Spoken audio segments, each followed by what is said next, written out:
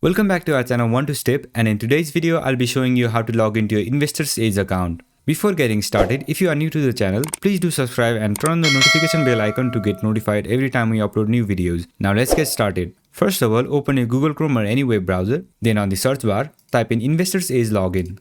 Once you press enter, you will see these kind of results. From this, click on the first link. Then it will take you to this login page. On this page, you'll have to provide a user ID and your password.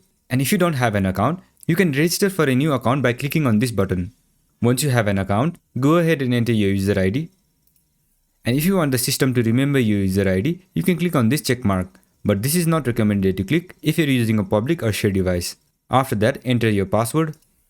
And if you want to recheck your password, you can click on this check mark. In case if you don't remember your password, you can click on this link to reset it. Once everything is set, make sure you have entered your correct credentials. Then click on the sign on button. Once you click on it, you'll be logged into your account. So this is how you do it. I hope this video was helpful, and if it was, don't forget to leave a like, comment and subscribe, and turn on the notification bell icon to get notified every time we upload new videos. And I'll catch you on the next one.